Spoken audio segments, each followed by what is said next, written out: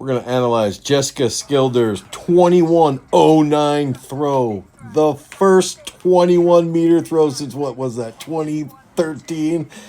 Oh, this is going to be great. So let's check this out. Huge congratulations right there to both her and her coach. Now, typically in the past when we've watched, when we've looked at Schilder and her technique, I've seen a couple different and unique factors here is that she does tend to typically have a pretty late left over to this side of the circle. There's a couple big things too, though, where she does a great job with pretty much everything. I wanted to point out she's got like the little slide, the step into the slide here. Okay, so this pattern right there, that's establishing everything. I want to also point out that if anyone has watched her lifting, you know, what did she do? 110 kilos for like 15 cleans or something insane, 10 cleans. I believe she might be one of the most talented, most explosive females on the entire planet. Like genuinely, explosiveness, speed, their center of mass. So let's go back and let's look at each specific geographic point. When we're looking right here, this is where we will say essentially preparation, right? So preparation would be like the end of the wind. Now with Jessica here, that left side is pretty far open relative to that right here. When we see that, we know the center of mass is likely going to be moving at 100 miles an hour. I think that's a big common thing from people who tend to open that left. You can see that left arm is all the way open right there. That means if you are filming from the center or from the side, let's pretend you're filming from the side here, okay?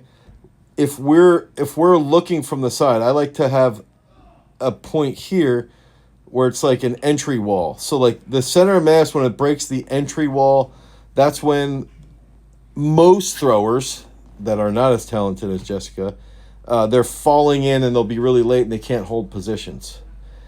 This is not the case for Jessica because she is an absolute, like I mentioned, I think she's got great feeling. I think she's got great movement. And I think she's also, you know, one of the hardest workers out there. You can see it in the weight room. You can see it when she's throwing and how dialed in she is. Now, next geographic location, the sweep point. This is where I think you start to see quite a bit that long right leg. Okay, so you got that long right leg on the sweep. You've got the left knee in line, pretty much with center sector. You got the left foot here. And then if we went back and we would do, like, I always like to do this relationship where we see where is the hip, okay? So the right hip to the left foot.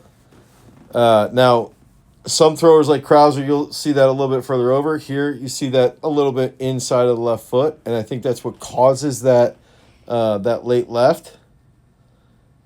But also the left arm is really. But when we think about someone moving rotationally out of the back, the left arm and right leg right out of the back, the left arm, it really establishes a lot of rotational energy, like that angular momentum, way more than people want to talk about. That's one of those like sort of hidden tricks is like, yes, we want to control the left arm in some throwers, but if you've got a thrower like Jessica that can move, Sam Mattis is another one. It's okay. Chase does this too a little. Now, next geographic point would be coming off the left. Her flight phase is quite short. And I actually want to go back and look at her right foot here a little bit, but you can see here, like she's coming off the left, maybe relatively, as she's cutting, maybe she could come off the left a little earlier. Her foot's pretty low to the ground, too. Dude, she just does everything pretty dang well for her strategy to throw far. It's like, look at that. Boom. Off the right. One big one. Okay, this is the next thing I want to point out. And I'm not sure if anybody's talking about this.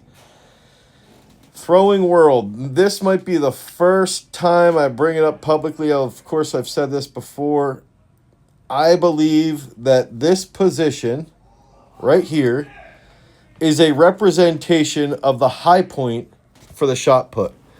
So in the technique that Schilder uses, where she comes out of the back so much with that left arm, I believe one really important thing to do then, because you're moving so quickly across the circle, is that you can change the torso angle by either elevating the elbow or dropping the left arm.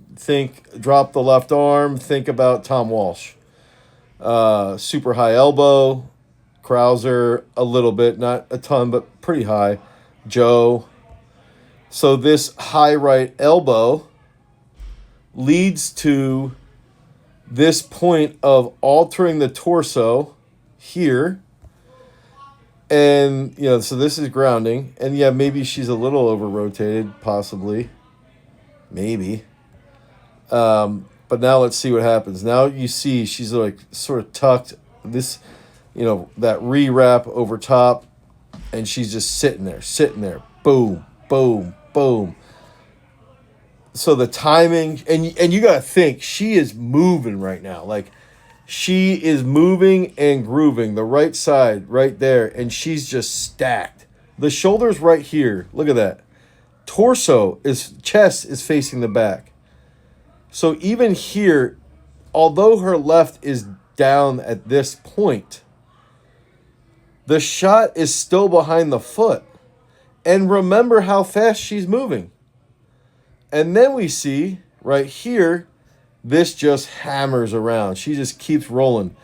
And, this would have triggered me 5 years ago. I don't care. She's moving. She's just hammering forward.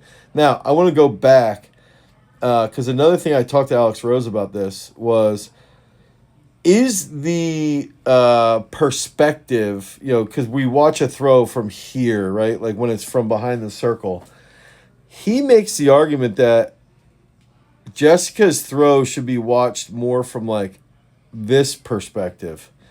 And that her left leg, yes, she's still up off of the left there, but because of how wide she gets and how aggressive her left arm is, her perspective is actually different from where the camera angle is. I don't know if I'm making complete sense out of that, but I did want to share that as something else, is that when we're going through this, each point, right? So we're going to go back. Left arm's very active. You can just see it. Whoa. Left arm, right side falls. Left arm, right side falls. Left foot, I think this is one of the most important things that everyone tends to do. Even, she's a speed thrower versus somebody who's maybe a little bit slightly jumpier. Opening that left foot and getting off this position pretty well. So now we're going to see a low sweep. Low flight time. And another big factor here is transition. The sooner that left comes down, transition is right foot to left foot contact, the faster the speed of release tends to be. Faster the speed of release, the further she's going to throw. And I want to just point this out. I really think this is something a lot of people are going to start doing more of. I think a lot of people need to do more of this with that high elbow. I think the high elbow can really alter that torso position to keep it inside of that right foot. And basically what I think is that if you can come off of that left at a good point and your weight's on the inside of the right foot and you have that high elbow, it's gone. And that's why, Jessica, this is just an absolutely fantastic throw. Furthest throw since Val Adams. 2013, I think, 2011, 2012. Congrats to her coach. I didn't realize how awkward that was.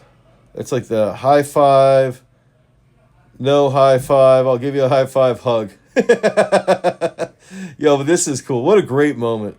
She should be so proud of herself. He should be proud of her. A great moment, a great achievement. 2109. And look at this. This is another thing. This is crazy. 2042 was third, 2046 second, 2109. Every person in the top three is a world champ. Women's shot put is like insane right now. Insane. So congrats to Jessica. Congrats to everybody involved, her coach, hard work. And she's young. Jessica's not that old. Man, I'm so happy for her. Great job. Head over to Throws University if you guys need help with your training. Congrats, Jessica. Peace.